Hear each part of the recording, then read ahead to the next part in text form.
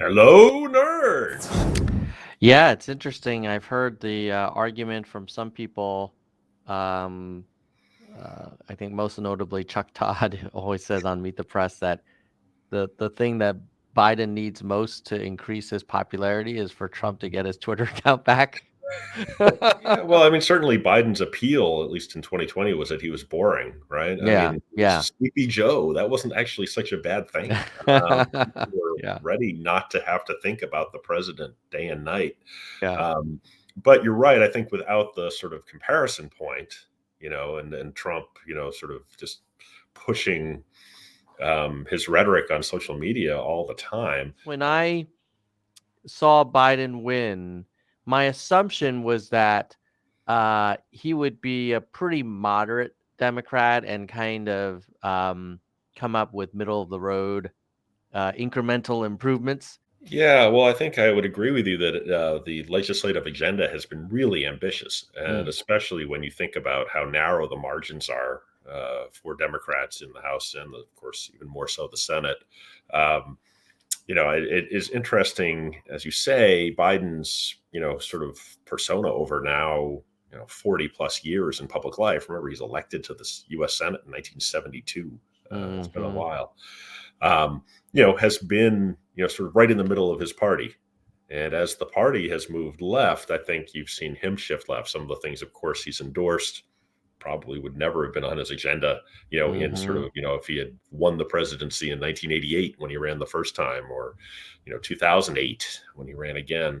You know, I do think, he's very cognizant, that he's got a fairly limited period of time, before the midterms, before you do begin to lose aspects of your own coalition. So, pushing these big bills, right, is sort of in recognition of, the ability to use Senate procedures, to win with 50 votes in the Senate. And so the reconciliation, sort of the getting into the weeds of Senate procedure has driven, I think, some of the way these bills have been packaged, and they are big, as you say, very expensive, right? If you think about Hmm.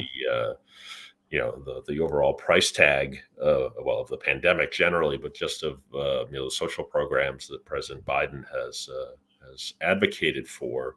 You're talking in a way about doubling the size of the federal budget pre-pandemic. Which was Yeah, about $4 trillion. And that jumped up to about 7 trillion by 2020.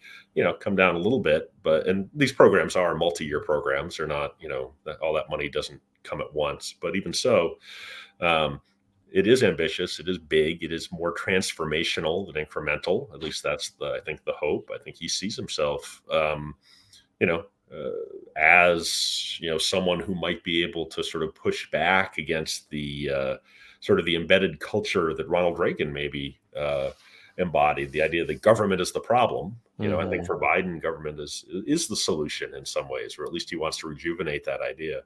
Um, I think, though, if you were to ask Biden, he'd say, "No, I'm not being particularly. These are all good things. They're all added up into one huge hmm. package. But infrastructure is not particularly contentious, and that is the one area where you've had bipartisan buy-in. Right.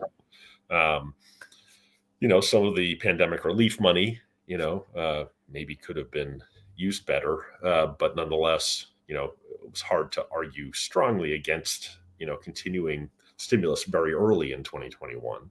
Um, but as inflation rises, people I think are a little nervous about the big price tag of childcare, free college, free pre-K.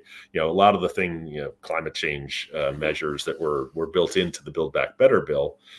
So we will see. But I think he would say, right, if you were to ask him, he would say, well, these are not hugely radical. People like them, right? They want Hmm. childcare. They like student loan relief. They like um, enhanced food stamps or better subsidies for the Affordable Care Act. So maybe taken individually, they're not, on the Hmm. far fringes, certainly of, sort of center left politics, but they are, ambitious. I mean, if you look, he's pushed back, and this might be the other point of his rebuttal would be to say, well, I pushed back against the crazier things that my party wants me to do. They want me to pack the Supreme Court, and they want me Hmm. add DC and Puerto Rico to, as states, and they want me to defund the police, and they want to, open borders, blah, blah, blah, Mhm. blah, right? Some of the stuff, that he's been accused of, right? Rampant socialism, right, has not actually been part of his agenda. So I think he would push back. But I agree, it's been an ambitious agenda, especially when it's resting on such a very thin legislative read. And you are seeing, of course, in the effort over, most recently over the filibuster and voting rights, efforts to make that thin majority stand up better, and a lot of pushback to that.